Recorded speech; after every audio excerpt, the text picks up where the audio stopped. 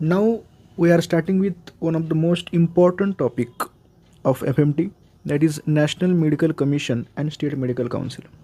अभी अगर आपको पता होगा ये जो टॉपिक है national medical commission and state medical council, ये आपके बुक की इंट्रोडक्टरी टॉपिक जो है उसमें आता है।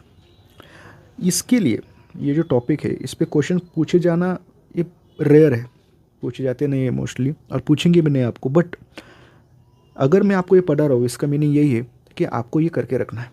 तो इसको टाइम कितना देना है?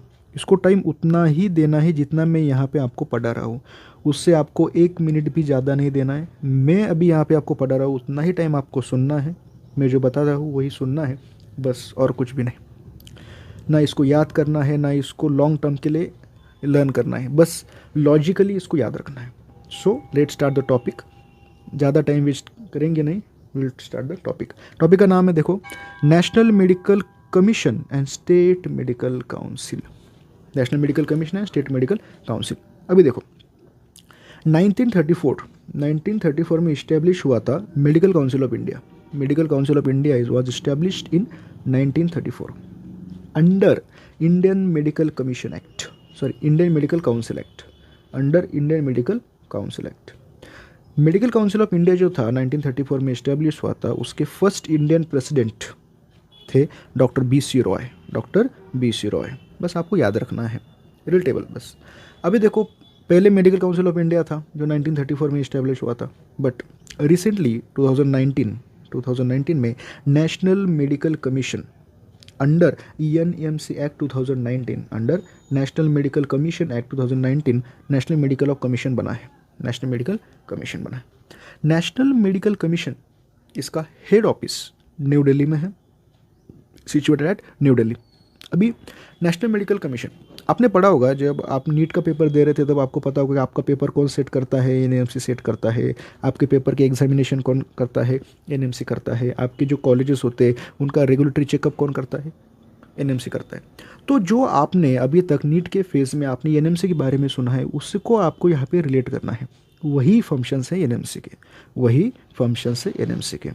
एनएमसी के जितने भी फंक्शंस हैं, जैसे आप देखो, आप अभी किसी भी मेडिकल कॉलेज में हैं, आप एमबीबीएस कर रहे हैं, बीएमएस, बीएचएमएस, आप कुछ भी जो भी मेडिकल प्लेटफॉर्म पे पढ़ रहे हो, या फिर आप एफएमजी हो, वो जो आपके कॉलेज को अथॉरिटी देता है क्वालिफिकेशन देने के लिए बच्चों को, वो एनएमसी है। उनकी एग्जामिनेशन कंडक्ट करने वाला भी एनएमसी है। इसलिए हर एक पॉइंट को आपको सिर्फ यहाँ पे रिलेट करना है, लर्न कुछ भी नहीं करना, बस मैं जो बोल रहा हूँ वो सुनना है और याद रखना है, बस उससे ज़्यादा कुछ नहीं। देखो अभी नेशनल मेडिकल कमीशन का जो फंक्शन है, उसमें first function it is maintain high quality and high standards in medical education.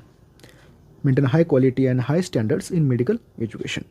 अभी मैंने आपको बताया था, अभी जो मेडिकल कॉलेज होता है सबसे पहले उसको परमिशन देना है, grand permission to start a new medical college. कौन देगा? एनएमसी देगा। Grand permission to start new medical college, regulate existing medical college, और जो मेडिकल कॉलेज चल रहे हैं उनको, एग्जिस्टिंग मेडिकल कॉलेज को रेगुलेट करना है। उनके एग्ज़ाम्स, उनकी टीचिंग्स, उनके सारे प्रैक्टिकल्स, थियोरेटिकल्स, सबको रेगुलेट करने का काम एनएमसी का होता है। Regulate medical research.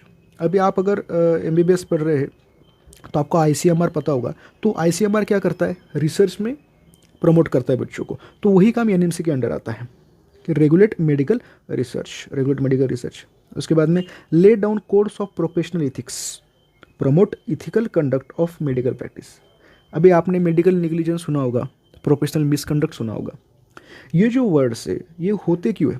क्योंकि इसके कुछ रूल्स कोई प्रोफेशनल डॉक्टर या फिर कोई तो वायलेट करता है, तो ये जो रूल्स बनाने का काम किसका है? एनएमसी का। Lay down codes of professional ethics, promote ethical conduct of medical practice under medical profession. Proper functioning of NMC. NMC का एक one of the most important function is proper functioning of NMC. NMC का काम अच्छा हो, यही NMC का काम है। Coordination with autonomous boards. अभी ऑटोनॉमस बोर्ड्स क्या होते हैं ना, मैं आपको नीचे डिस्क्राइब करूंगा, बस आपको ये नाम याद रखना है, autonomous boards. And state medical council पे भी एक वीडियो आएगी, इसलिए बस आपको याद रखना है कि coordination with autonomous boards and state medical council, जो हर एक स्टेट में काउंसिल होगी उसको कोऑर्डिनेट करना। Exercise appellate jurisdiction with the decisions of autonomous board. जितने भी ऑटोनॉमस बोर्ड्स हैं, मैं ऑटोनॉमस बोर्ड्स आपको नीचे समझाऊंगा, बस याद रखना ऑटोनॉमस बोर्ड्स ने जो डिसीजन लिए उनको, जिसको पेंडिंग रखना है, जिसको कैंसिल करना है, या फिर जिसमें कुछ चेंजेस करना है, ये एनएमसी का काम होता है। appellate jurisdiction with decisions of autonomous boards. Assess requirements in health care. Health care में जितनी भी चीज़ें नेसेसरी है, रिक्वायरमेंट्स, उनको एसेस करना, समझना, उसके लिए सर्वेज करना. उसके बाद में human resources for health and health के इंफ्रास्ट्रक्चर.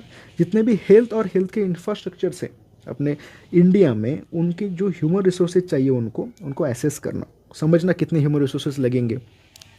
ओके, अभी देखो यहाँ पे मैंने एक बात बोली थी, appellate jurisdiction with respect to decision of autonomous board. इसका मीनिंग होता है कि having a legal power to hear appeals and make final judgement on the decision made by self governing boards, मतलब ऑटोनॉमस बोर्ड्स, जो मैंने आपको पहले ही डिस्क्राइब कर दिया. Okay, thank you.